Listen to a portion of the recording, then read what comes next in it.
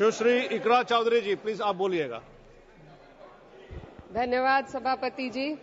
मैं सबसे पहले दाद देना चाहती हूँ इस बिल के टाइमिंग की कि अभी ईद की रौनक बुझी भी नहीं थी और हमारी जड़ों पर एक नया फरमान लाया गया।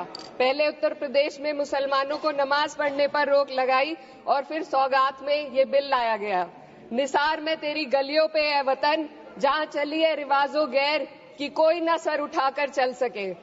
मैं सभापति जी आपको ये बताना चाहती हूँ कि ईद के मौके पर एक विधवा महिला अपनी लड़की के साथ मेरे पास आई और उसने बताया कि वह एक वक्फ की प्रॉपर्टी में रहती है, वही उसके सर पर छत का काम भी करती है और उसकी रोजी रोटी भी वहीं से आती है। वो इस बिल को लेकर इतनी फिक्रमंद थी कि कहीं उससे वो उसकी संपत्ति ना छीन ली जाए।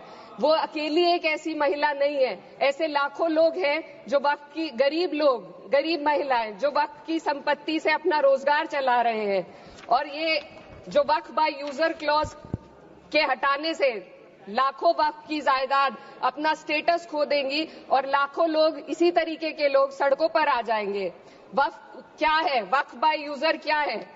इसका ये मतलब है कि कोई जायदाद अगर सालों से दीन और भलाई के कामों के लिए इस्तेमाल हो रही हो तो वो खुद ब खुद वक्फ मानी जाएगी। हिंदुस्तान की अदालतों ने भी इस बात को तस्लीम किया है। वक्फ बाय यूजर सिर्फ वक्फ बोर्ड को ही मिली कोई खास सौगात नहीं है, ये बल्कि सभी अन्य धार्मिक ट्रस्टों को परंपरा और यूज के आधार पर बिना किसी डॉक्यूमेंटेशन के धार्मिक चरित्र को डिक्लेयर करने का राइट मिला हुआ है। भारत के संविधान के आर्टिकल 13 क्लॉज 3 में कस्टम और यूसेज को कानूनी वैधानिकता प्रदान करता है। इसी आर्टिकल से वक्फ बाय यूजर भी निकला गया है। इस बिल के कानून बनने पर वक्फ बोर्ड तो इस प्रोविजन से हाथ धो बैठेगा, लेकिन अन्य धार्मिक ट्रस्टों को यह सुविधा जारी रहेगी। इससे भारतीय संविधान के आर्टिकल 14 और 15 का सीधा उल्लंघन है, जो धर्म और जाति के आधार पर भेदभाव और कानून के सामने सभी की बराबरी पर जोर देता है। मैं इसके साथ ये भी कहना चाहती हूँ कि सत्ता के लोग जो एक दूसरे की पीठ थपथपा रहे हैं कि वक्फ बाय यूजर का जो अमेंडमेंट इन्होंने दिया उसको एक्सेप्ट कर लिया गया है, लेकिन इनकी शरारत यह है कि उसके साथ ही एक ऐसा प्रोवाइजो इसमें शामिल किया गया जिसके आधार पर यह कहा गया है कि अगर कोई भी वक्फ की संपत्ति विवादित हो तो वो अपना वक्फ स्टेटस खो देगी। तो जो अमेंडमेंट इन्होंने दिया है जिसको एक्सेप्ट कर लिया गया है उसका कोई मतलब नहीं है, ये इनकी नीयत है जो साफ जाहिर हो रही है।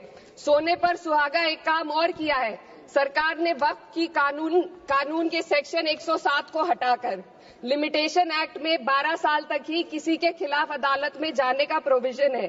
सेक्शन 107 में बोर्ड को लिमिटेशन एक्ट से राहत मिली हुई थी। वक्फ बोर्ड कभी भी अवैध कब्जाधारियों के खिलाफ अदालत जा सकता था। अगर ये सेक्शन ना हो तो अवैध कब्जा करने वाले लोग कानूनी प्रक्रिया का फायदा उठाकर वक्फ की प्रॉपर्टी को हड़प सकते हैं। अन्य धार्मिक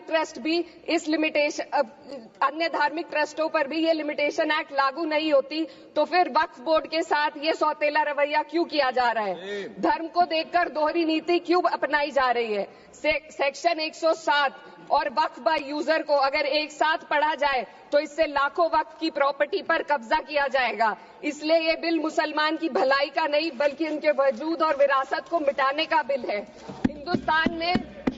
हिंदुस्तान में बहुत सारे धार्मिक ट्रस्ट हैं जिसमें उस खास मजहब के लोग शामिल होते हैं और उसका इंतजाम करते हैं, और ये बात समझ में आने वाली भी है क्योंकि जो व्यक्ति अपने मजहब के रीति रिवाज को जितना अच्छे से समझ सकता है किसी अन्य मजहब का व्यक्ति नहीं समझ सकता।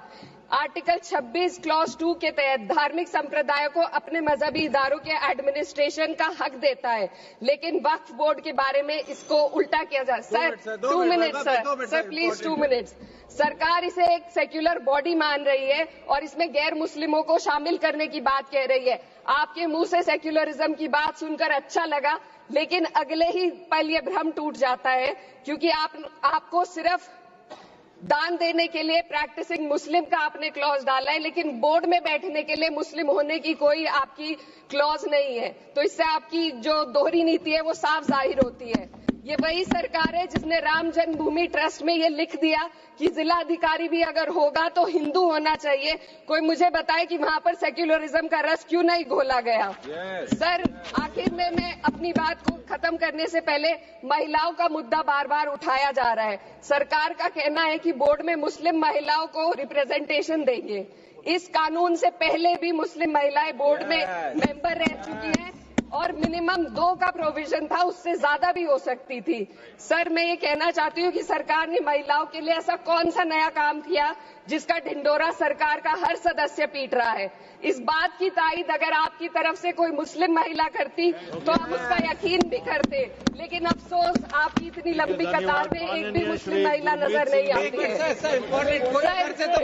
महिला नहीं है, एक महिला। सर, मैं खुद एक मुस्लिम महिला हूँ, मैं सिर्फ एक मैं माइनॉरिटी महिला हूँ। इस सदन में हम सिर्फ 2 महिलाएं हैं और उस नाते से मैं ये बात कहना चाहती हूँ कि इस बिल के माध्यम से मुस्लिम महिलाओं को कुछ नहीं मिल रहा है। ये हमें कुछ नहीं देना चाहते, सिर्फ टोकनिज्म हमारे नाम पर बनाकर एक नैरेटिव मीडिया में चलाना चाहते हैं। तो ये बिल मुसलमान की भलाई का नहीं, उनकी पहचान को मिटाने का है। सर, अंत में मैं बस यही कहना चाहती हूँ कि कागजों की कैद में बस नाम रह जाएंगे, वो जो हमारे थे सिर्फ दावे में रह जाएंगे। इस बिल के द्वारा मीठी ईद के जायके को कड़वा करना, यही असली सौगाते मोदी था। बहुत बहुत